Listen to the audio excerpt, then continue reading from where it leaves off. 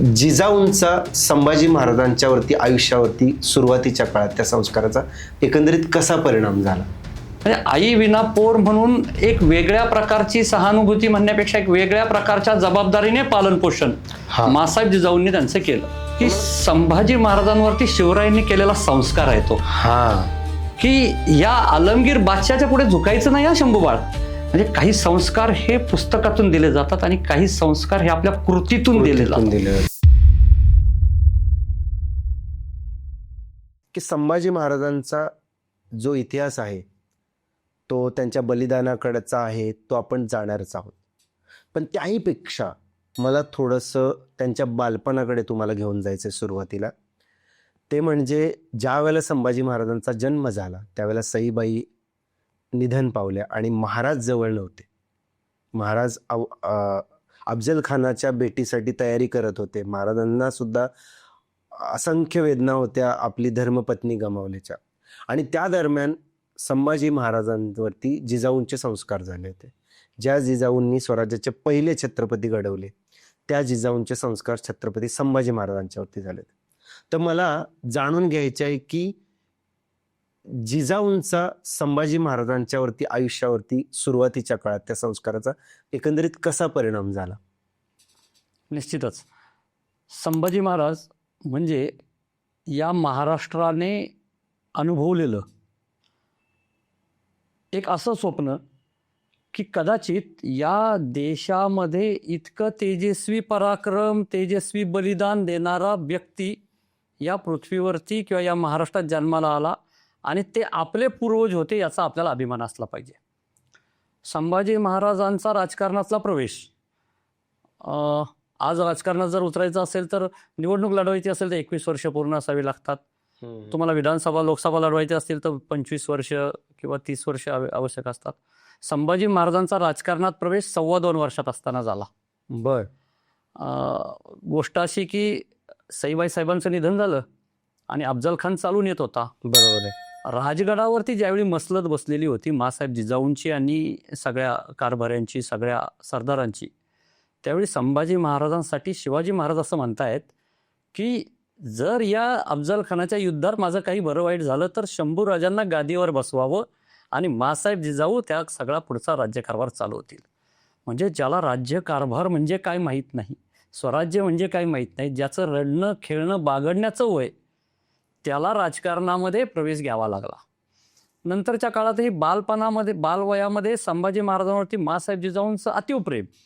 म्हणजे आई विना पोर म्हणून एक वेगळ्या प्रकारची सहानुभूती म्हणण्यापेक्षा एक वेगळ्या प्रकारच्या जबाबदारीने पालन पोषण मासाहेब जिजाऊंनी त्यांचं केलं.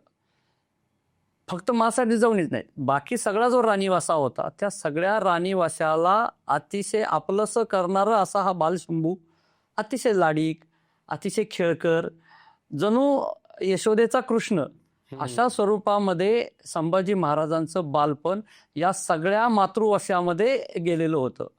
एका बाजूने खूप लाड, खूप प्रेम आणि एका बाजूला जबाबदारीची जाणीव.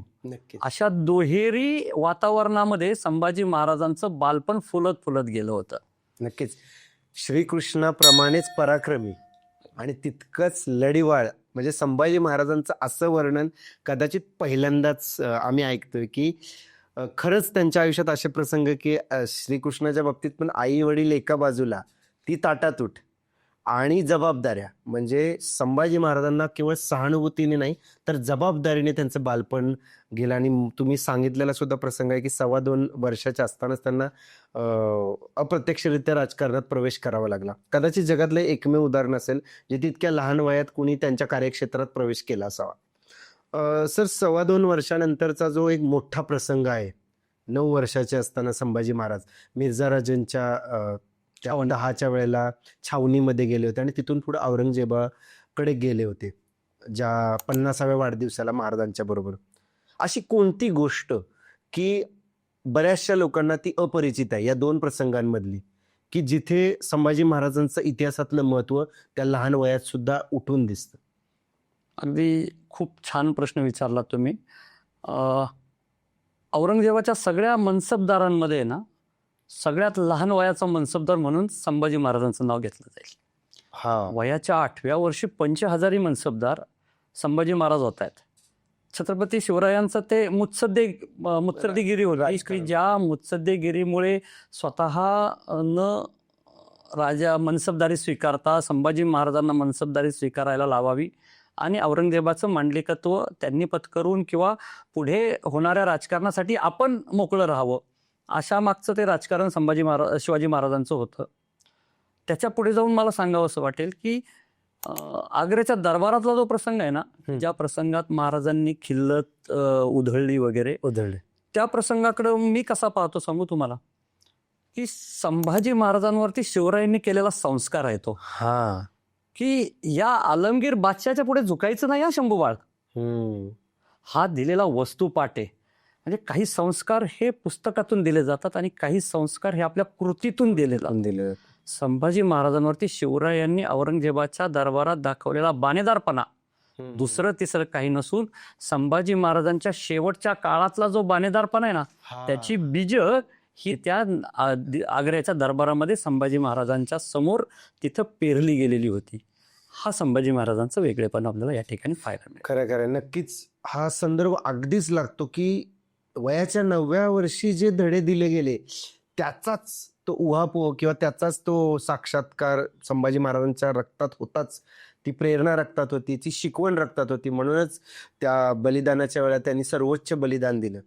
मी त्या बलिदानाकडे येणारच आहे, पण तरीही मला त्याच्या अगोदर संभाजी महाराजांच्या आयुष्याविषयी जाणून घ्यायचं आहे की शिवाजी महाराज गेल्यानंतर सुद्धा वयाच्या 23व्या वर्षी साधारणतः संभाजी महाराजांच्यावरती जबाबदारी आली.